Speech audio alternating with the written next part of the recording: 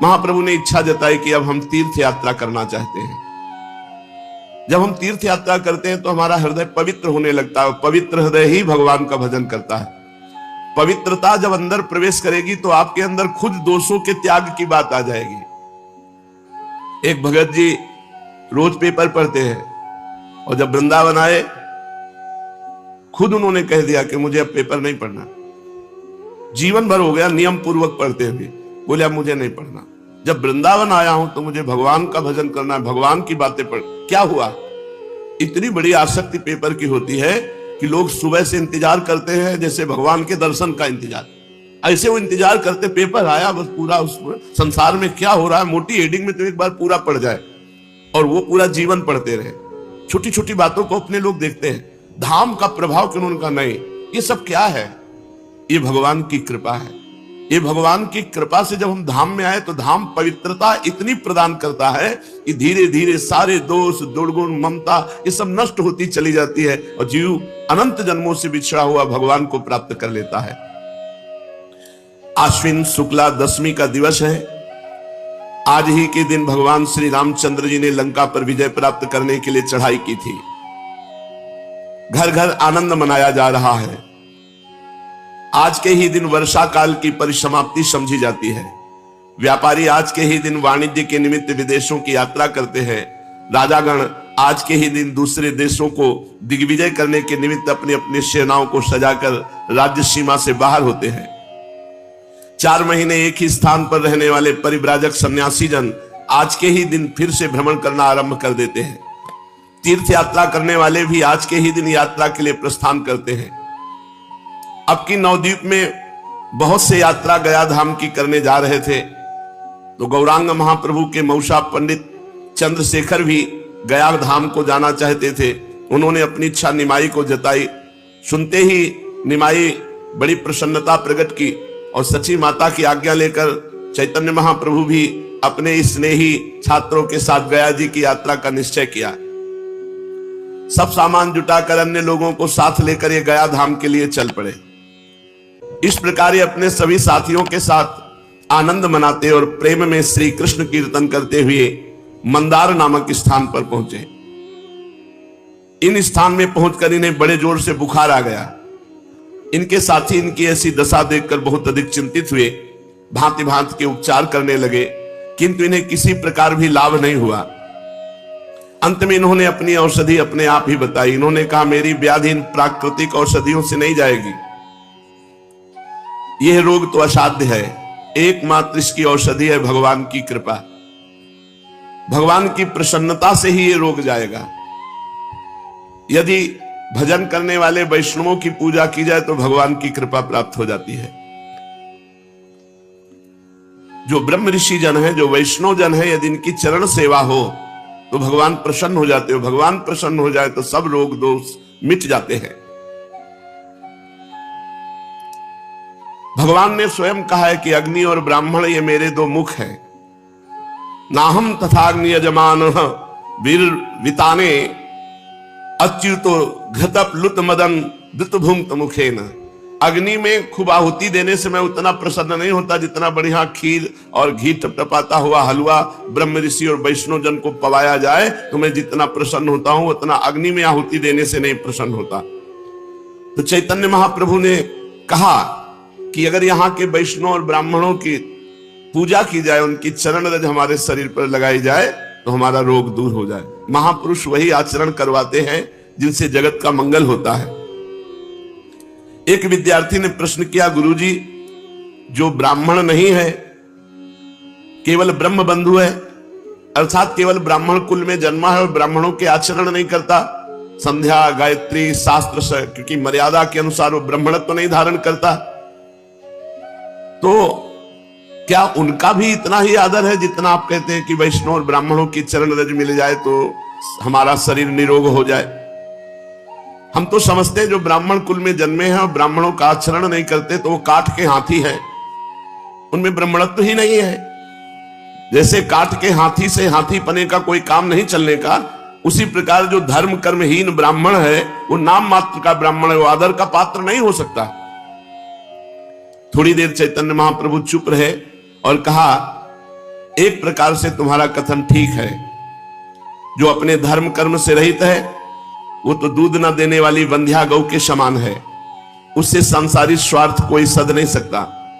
फिर भी जो काम हम भाव से करते हैं उसमें लाभ मिलता है। जैसे वो कर्म धर्म नहीं जानता, लेकिन हम भाव से पूज रहे हैं कि ये ब्राह्मण ये वैष्णव है, तो हमको हमारे पूजन का लाभ मिलेगा, क्योंकि हमने उस पर भाव किया।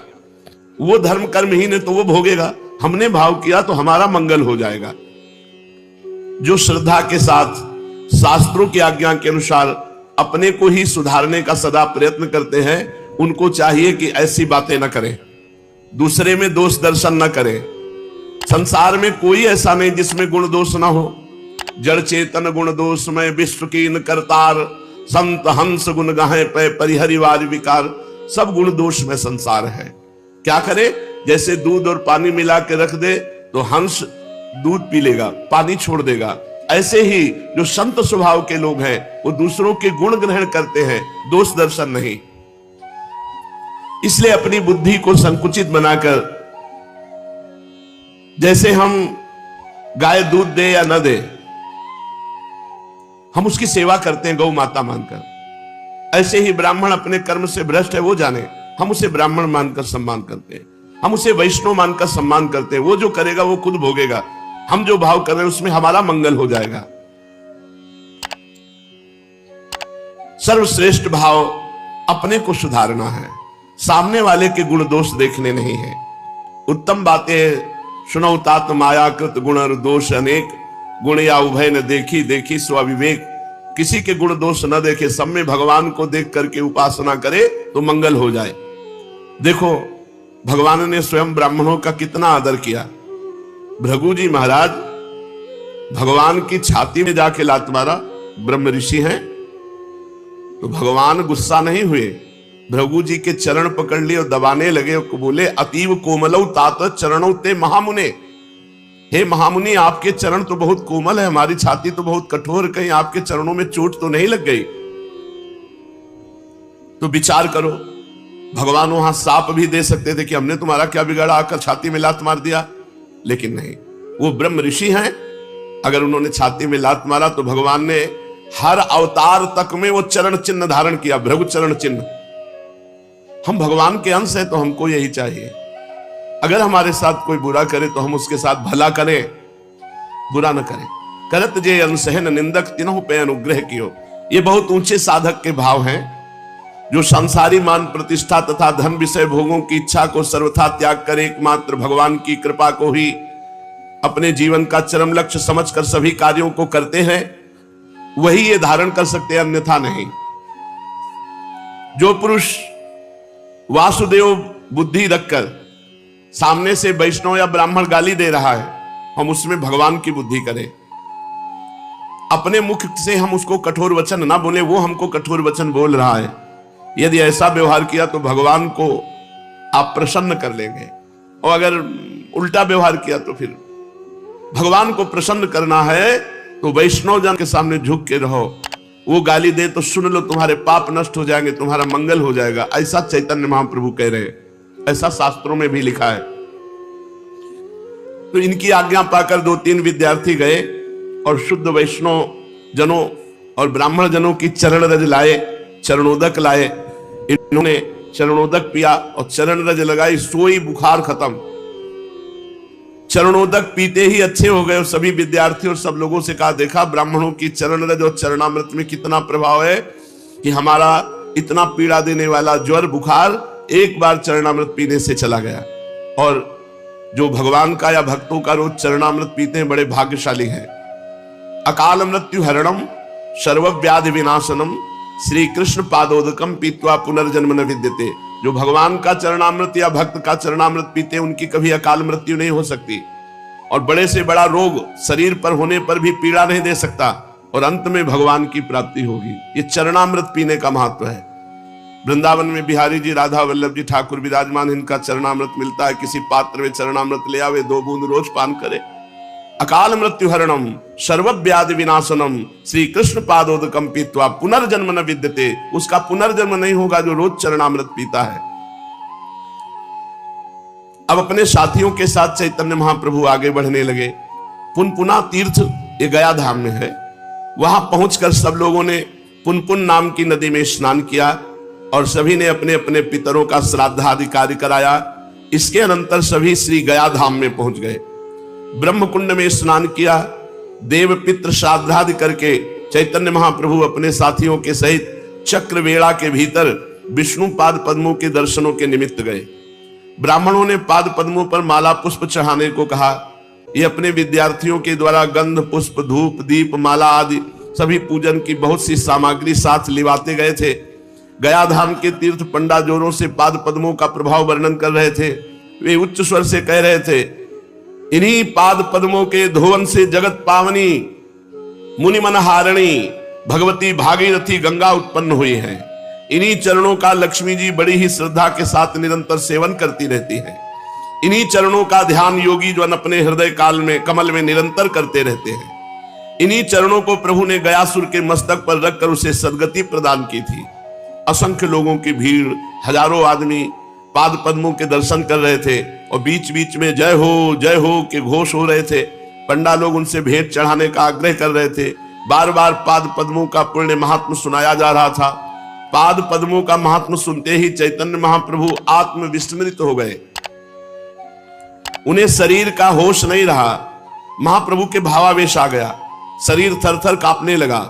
अरुण ओष्ठ कोमल पल्लव की भांति हिलने लगे। आंखों से अश्रुधारा बहने लगी। उनके चेहरे से भारी तेज प्रकाशित हो रहा था। वे एकटक भगवान विष्णु के चरण कमल की ओर निहार रहे थे और वहां कौन है, क्या कर रहा है, ये सब कुछ नहीं, भूल गए। किसने स्पर्श किया, कौन पकड़े हुए, इन सब बातों का पता नहीं। वे संज्ञा शून्य से होकर कांप रहे हैं। उनका शरीर उनके वश में नहीं। वे मूर्छित होकर गिरने वाले ही थे कि इसी बीच में एक सभा को चीरते हुए तेजस्वी सन्यासी आए और उनको पकड़ लिया, गिरने से बचा लिया। फिर उनके साथियों ने संभाला, भीड़ से हटाकर बाहर ले गए। बाहर पहुंचकर कुछ होश आया। वे निद्रा से उठे हुए मनुष्य की भांति चारों ओर आंख उठा उठा कर देखने लगे। सहसा उनकी दृष्टि एक तेजस्वी सन्यासी पर पड़ी जो गिरते हुए से पहले उन्होंने संभाला था। उन्हें देखकर चौंक उठे। उनके आनंद का वारा पार नहीं रहा। इन्होंने दौड़ करके सन्यासी जी के चरण कमल पकड़ लिए। अपनी आंखों से अश्रु विमोचन करते हुए सन्यासी ने इन्हें उठाकर गले से लगा लिया। इनके स्पर्श मात्र से सन्यासी महाशय बेहोश हो गए। दोनों ही शरीर सुधि से परे महापुरुष, दोनों को ही शरीर का होश नहीं। दोनों ही प्रेम में विभोर होकर अश्रु विमोचन कर रहे थे। यात्री इन दोनों के ऐसे अलौकिक प्रेम को देखकर आनंद सागर में गोते खाने लगे। बहुत से लोग एकत्रित हो गए। चारों ओर से लोगों की भीड़ लग गई। कुछ काल में सन्यासी जी को कुछ चेतना हुई। उन्होंने बड़े ही प्रेम से इनका हाथ पकड़कर एक ओर बिठाया और अत्यंत प्रेम पूर्ण वाणी से कहने लगे, निमाई पंडित, आज मेरा भाग्योदय हुआ जो सहसा तुम्हारा दर्शन हो गया। नवद्वीप में ही मेरा हृदय तुम्हारी ओर स्वाभाविक ही खिंचा सा जाता था। मुझसे लोग कहते निमाई पंडित कोरे पोथी के ही पंडित हैं, बड़े चंचल हैं, देवता तथा वैष्णवों की खिल्लियां उड़ाते हैं। आप उन्हें अपना श्री कृष्ण लीलामृत सुनाकर क्या लाभ उठावेंगे? कोई तो यहां तक कहता अजी ये पूरे नास्तिक हैं, वैष्णवों को छेड़ने में इन्हें मजा आता है।